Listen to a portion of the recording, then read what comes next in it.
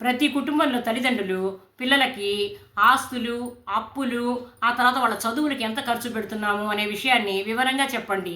అప్పుడే వాళ్ళకి డబ్బు విలువ తెలుస్తుంది. ఇంకా వాళ్ళు రెస్పాన్సిబుల్‌గా, మెచ్యూర్‌గా, ఇండిపెండెంట్‌గా పెరుగుతారండి. వాళ్ళ ఫ్యూచర్‌లో కూడా వాళ్ళ ఫ్యామిలీ ఫైనాన్షియల్ మ్యాటర్‌ని కరెక్ట్‌గా హ్యాండిల్ చేస్తారు. అందువల్ల వాళ్ళ లైఫ్ కూడా బాగుంటుంది.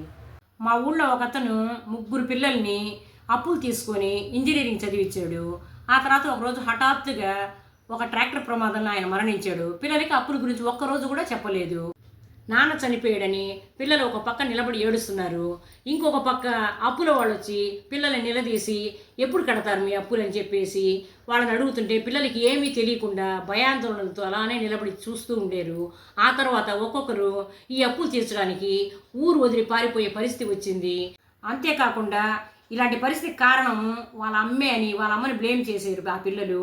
దీంతో ఆమె ఒంటరిగా పాపం ఏడుస్తూ కాలం గడుపుతూ ఉంది. అదే ఆయన ముందర చెప్పుంటే ఇలాంటి పరిస్థితి ఆ కుటుంబానికి వచ్చుండేదా? ఆలోచించండి.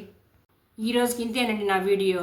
మీకు నచ్చితే నా ఆరోగ్య సరిగమల ఛానల్కి లైక్, షేర్, సబ్స్క్రైబ్ చేయండి. Thank you.